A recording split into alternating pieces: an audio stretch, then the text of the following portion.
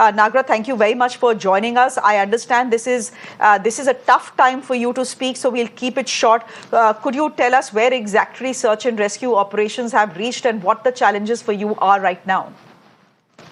Jai Hind to you, ma'am. I'm Commandant DSC Center, and today morning we got a call from the Chief Secretary, the Kerala State Government, and since that time we were told that there is a major landslide which has taken place in the area that is Wayanad area. So we have moved the parties from various directions so that they could reach the people who are in need. So one party that is with the medical team, we stage forwarded them from DSC Center Kannur from the northwest direction. And the another party, we moved them from the southern direction, that is from the Calicut side, that is TA Territorial Army teams. So we are at the site, but what we see here is that there is a bridge which has been washed away. So we have made a temporary bridge by joining ropes and some JCBs have been put into action, and almost around 1,000 plus people have been evacuated from the area towards the safe side. And in addition, some dead bodies too have been recovered, and the operations are still on.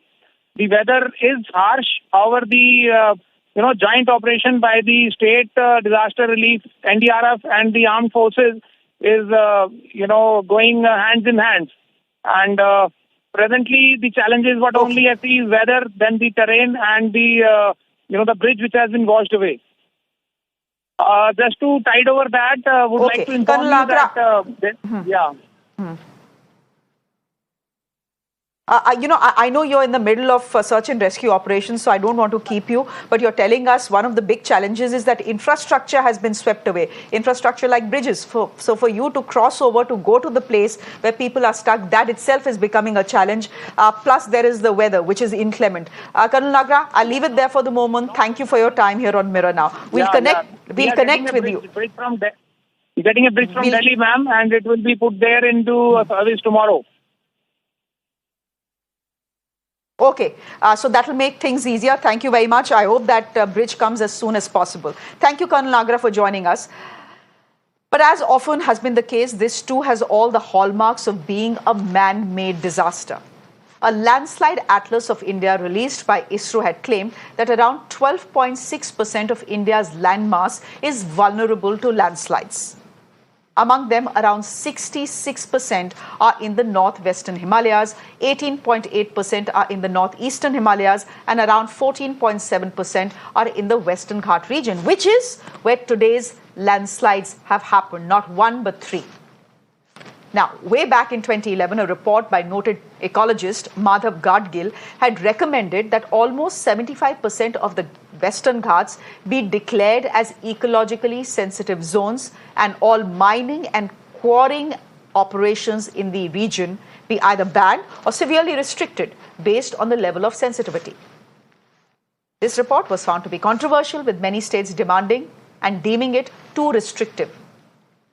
3 years later, a second panel headed by rocket scientist K. Kasturi Rangan scaled down the area as sensitive to 50%. The Kasturi Rangan report's recommendations were further diluted, and 4 draft notifications have since been issued, bringing the current area marked sensitive to only about 37% of the Western Ghats. Are we surprised?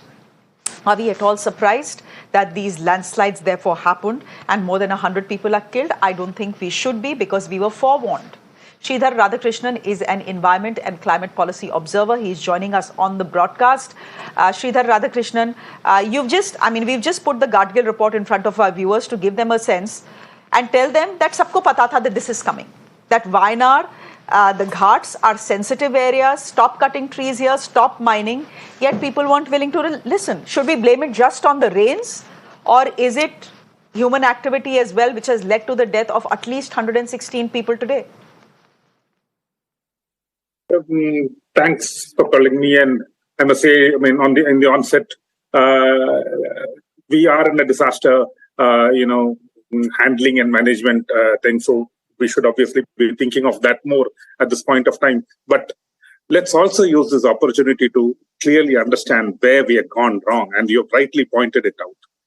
in 2011 when a government, some responsible minister or government thinks of doing something like this, do a Western Ghats ecology expert panel, get one of the best scientists and a panel to actually study this and come up with some formidable findings, which are not actually, which are not things that will throw out people and make them, lose their livelihoods. Everything. It was framed like that by vested interests. But what the report said was a lifeline for the state of Kerala, the lifeline for the whole of the Western Ghats region, and we trashed the report. In fact, we must also be reminded that the Kerala state government, the assembly actually discussed this and trashed it. When Kasturi Rangan report came, they diluted it, and then in Kerala we had the Woman, who was supposed to be the chairman of the biodiversity board, and he went in for drastic dilution.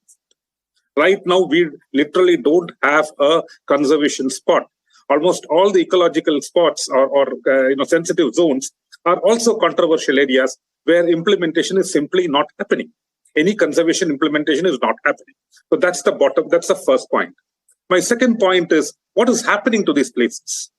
See, we understand that the rains have become very intense. The rains more rains are falling in smaller patches of time, and this is and disasters can happen. But then, what are the other things that are happening? If you look at this particular region where this has happened, which is the Mepadi region, this is one of the most intense tourism destinations in the state. This has expanded so much of tourism. We are having hundreds of tourist destinations just in these hill ranges itself, in these vulnerable spots itself. In fact, one of the biggest tourism destinations is coming up in the same spot. And the government of Kerala is also planning, you won't even imagine planning a tunnel road through the very same mountains, almost less than 2 kilometers from where this disaster happened. A tunnel road right through the Western Ghats. Can you imagine that? And we will still go and, justify this and get the people to protest if they don't put the tunnel road. We are sitting on a time bomb at this point of time in the whole of the Western Ghats and specifically in these regions. Now, the third point I want to say is that, okay, we were having warnings in 2011, but what about the warnings in 2018, 19, 20, 21? We have had landslides throughout, small and big ones. Nearby, the Puttumala landslide was next door in the same hill ranges. So all these warnings were there, and unfortunately, there are two things that the government did not do. One, if we had a risk assessment which is proper, we would have found that making people continue to live in these dangerous places should have been stopped. We should have rehabilitated them. We should have moved them out and put them in safer places. We should have spent the resources for that, build them houses and given them compensations and moved them. We didn't. When a warning comes, at least when a warning comes, they should have done that. Yesterday, a science center a civil society-run science center in Wayanad, which has been studying this issue since 2018, very clearly warned the district administration. It's called the Humes Center. They had previous data and they had data of rainfalls on these regions. They warned the district administration and the state disaster management agency that this particular spot is going to have a landslide. And the government completely ignored it. If they had moved then we would have had, at least we could have avoided deaths in Mundakai and